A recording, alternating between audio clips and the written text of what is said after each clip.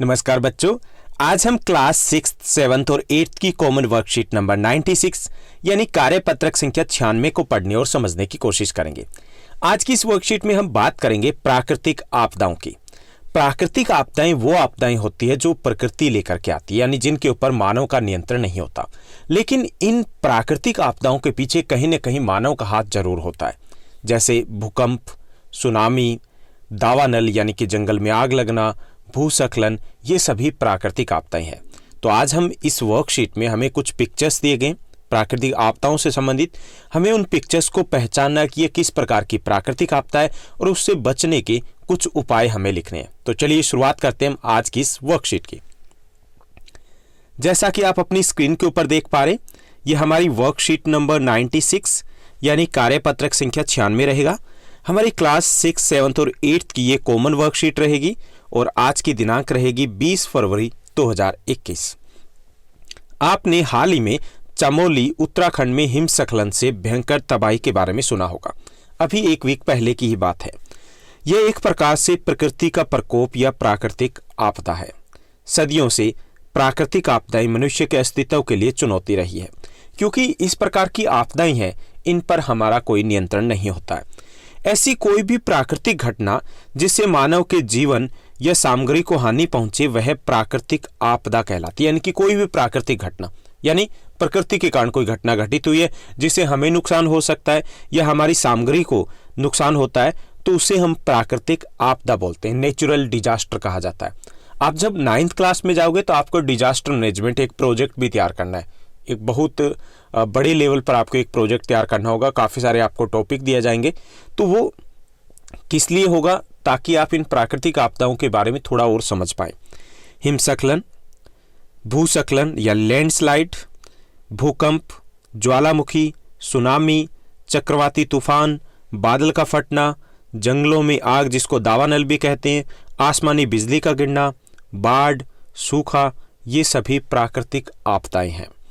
वर्तमान में हम प्राकृतिक संसाधनों का अंधाधुंध प्रयोग करें, अंधाधुंध इस्तेमाल करें, जिससे प्रकृति का संतुलन है वो बिगड़ गया है और इसका दुष्परिणाम हमें भुगतना पड़ा है, क्योंकि इसी के कारण ये प्राकृतिक आपदाएं हैं ये ज़्यादा आ रही है। जैसे बाढ़ आना है, या फिर हम सूखे का प्रभाव की बात करें, या हम बात करें भूस्खलन की, हिमस्खलन की, तो इस प्रकार की जो आपदाएं हैं उसमें मानव का हाथ है वो कहीं अधिक है, चाहे वो प्रत्यक्ष तौर पर हो या फिर अप्रत्यक्ष तौर पर।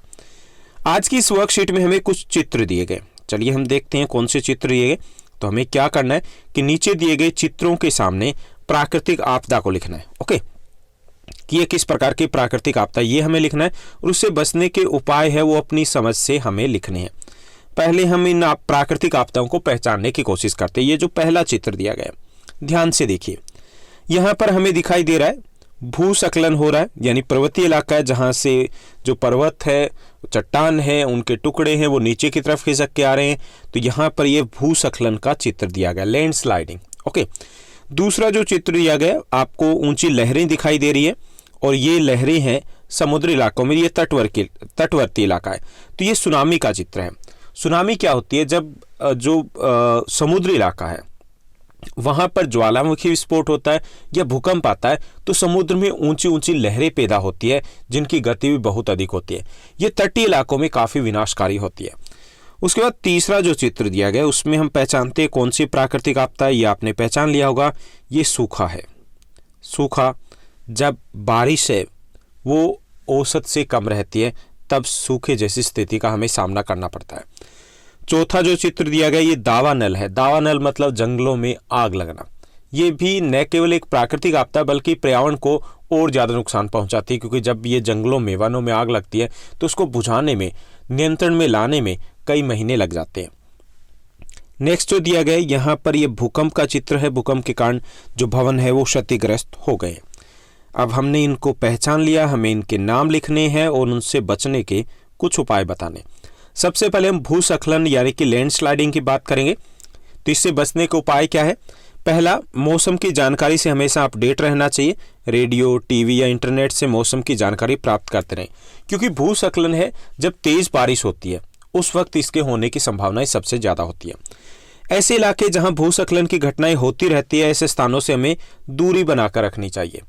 तीसरा है घर के आसपास ज़्यादा से ज़्यादा पेड़ लगाने चाहिए, क्योंकि पेड़ की जड़ें मिट्टी की पकड़ को मजबूत रखती है।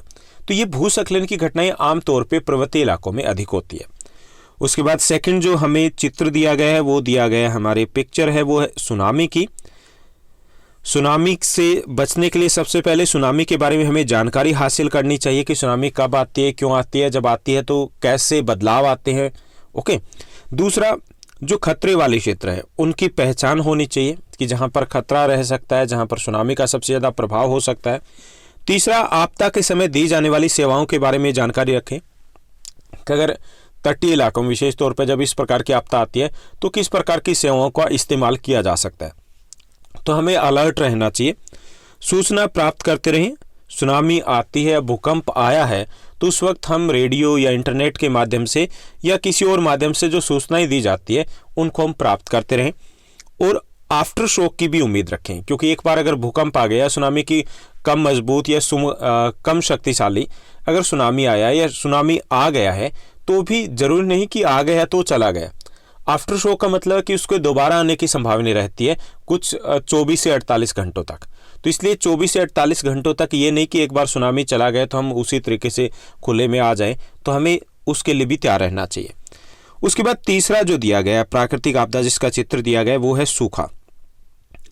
सूखा यानी जब बारिश औसत से कम होती है तब सूखे की स्थिति का सामना करना पड़ता है। हमारे राजस्थान में हर 4 वर्ष में 3 वर्ष सूखा पड़ता है, यानी वहाँ के लोगों को सूखे का सामना करना एक अमूमन एक आदत सी हो गई है। अब इसके लिए क्या किया जाए कि इस प्रकार की स्थिति से बचने के लिए क्या किया जाए या इस प्रकार की जो परिस्थिति है उसका सामना कैसे करें। पहला, वर्षा जल संग्रहण करना चाहिए। हमें वर्षा के जल है उसको संग्रहण करना चाहिए। उसको अगर हम संग्रहण करें तो अपनी जो ज़रूरत की जो हमारी आवश्यकताएं हैं उसके लिए वो पानी पर्याप्त रहता है। दूसरा, अधिक से अधिक पेड़ लगाने चाहिए। हम पढ़ चुके हैं 6th क्लास में हमने पढ़ा है कि पेड़ है वो वर्षा लाने में सहायक है। वाष्पीकरण इतना नहीं हो पाता है क्योंकि पानी नहीं है, जो रेगिस्तानी इलाके होते हैं जहाँ पर, लेकिन यहाँ पर जो पेड़ है वो जो तापमान है उसको नियंत्रण में रखते हैं। उसके बाद तीसरा जो कारण है सूखा को नियंत्रण कैसे कर सकते हैं। तीसरा जो तरीका है कि उस वक्त कैसे सामना किया जाए, कम पानी वाली फसलों की बुआई की जाए। ऐसे इलाकों में अधिक पानी वाली फसलें हैं उनकी बुआई ना की जाए। चौथा, एक और उपाय हो सकता है नहरों का विकास किया जाए ताकि न केवल कृषि का विकास हो बल्कि आवश्यकता के लिए जो पानी है उसकी ज़रूरतों को पूरा किया जा सके। उसके बाद 4th जो हमें चित्र दिया गया वो दिया गया दावानल का, यानी जंगल में लगी आग का। अब जंगलों में जो आग लगती है उसके प्राकृतिक कारण भी हो सकते हैं, जैसे तापमान अधिक है या तेज हवाएं चल रही है तो जंगल में आग लग जाती है। कई बार मानवीय भूल से भी आग लगती है। तो मानवीय भूल से जो आग लगती है उससे कैसे बचा जाए। सबसे पहला जो उपाय हो सकता है कि घने पेड़ वाले क्षेत्रों में आग न जलाएं कभी भी। जैसे हम जाते हैं तो बॉन फायर या कैंप फायर जला देते हैं, घूमने के लिए जाते हैं तो वो नहीं करना चाहिए। दूसरा, कैंप फायर जलाने से पहले आसपास की घास आदि साफ कर लें, ऊपर की जो मिट्टी है उसको हटा दें 1 से 1.5 मीटर तक, तो उससे आग फैलने का खतरा कम हो जाता है। तीसरा है उपयोग करने के बाद आग को बुझा दें। अगर हम घूमने के लिए वहाँ पर गए हैं या फिर जो लोग वहाँ पर रहते हैं तो जैसे ही आग का प्रयोग किया उसके बाद मिट्टी से या फिर पानी डाल करके आग को बुझा देना चाहिए। चौथा जो उपाय है कि जंगल में चलते इंजन में ईंधन न डालें। अगर हम गाड़ी लेकर के गए हैं तो वहाँ पे चलते इंजन में अगर ईंधन डालते हैं तो कई बार चिंगारी उत्पन्न होती है और उससे ही आग भड़क जाती है। ये हुआ दावानल की बात। अब जो 5वां हमें चित्र दिया गया वो दिया गया भूकंप का। भूकंप से कैसे बचा जाए, अगर भूकंप आए तो क्या किया जाए। पहला, अगर घर में हो तो किसी मजबूत टेबल या फर्नीचर के नीचे बैठकर हाथ से सिर और चेहरे को ढक लेना चाहिए हमें, यानी कि मजबूत टेबल या फर्नीचर के नीचे। दूसरा कि अगर रात में भूकंप आए तो आप बिस्तर पर लेटे हैं तो लेटे ही रहें, तकिए से अपने सर को ढक लें, कोशिश करें। और ऐसी जगह से भागने कोशिश ना करें जहां से कम मजबूत हो घर का हिस्सा, कॉर्नर वगैरह है वो ज़्यादा सेफ रहता है। भूकंप आने पर संभव हो तो खुले में चले जाएं। अगर दिन में है और आप इस सिचुएशन में हो कि भाग सकते हो, हालांकि बहुत कम समय होता है, लेकिन अगर निकल सकते हो तो ऊंची बिल्डिंग से हमें दूर जाना चाहिए, पेड़ पौधों से भी हमें दूर जाना चाहिए खुले में, और कुछ घंटों के लिए बाहर रहना चाहिए। क्योंकि आफ्टर शॉक का मतलब यहाँ पर भी भूकंप अगर एक बार आता है तो 2 या 3 बार उसके रिपीट होने की संभावना ही रहती है। चौथा, अगर हम गाड़ी को ड्राइव करें तो गाड़ी को एक साइड में खड़ा कर दें और उसी के अंदर बैठे रहें, हालांकि आसपास पेड़ ना हो। तो ये थे उपाय कि भूकंप से कैसे बचा जाए। तो ये थी हमारी आज की वर्कशीट। उम्मीद करता हूँ आपको अच्छे समझ में आया होगा। अगर आपको ये वीडियो अच्छी लगी, ये वर्कशीट अच्छी लगी, तो इसको लाइक और शेयर करना मत भूलिएगा। और हाँ, काफ़ी सारे स्टूडेंट्स हैं जो पिछले 7 से 8 महीने से हमारे साथ जुड़े हुए हैं। हम एक साथ पढ़ रहे हैं, समझने की कोशिश करें। हो सकता है ये भी आपकी लास्ट वर्कशीट हो सकता है, संभावना है अभी, क्योंकि 9-10 की इस वीक की वर्कशीट है वो लास्ट रहने वाली है। तो आप जितने भी स्टूडेंट्स यहाँ तक पहुँचे हैं वो कमेंट करके ज़रूर बताइए कि आपका नाम क्या है, आपका स्कूल कौन सा है, कौन से इलाके में आपका स्कूल है और आपकी क्लास सेक्शन क्या है। ओके, अच्छा लगेगा मुझे आपको जान करके। और हो सकता है कि अगर मेरे आसपास आप रहते हो तो मैं विजिट भी करूँ, आपसे मिलने आपके घर आऊँ स्पेशली। आज के लिए बस इतना ही। Thank you, bye bye, have a nice day.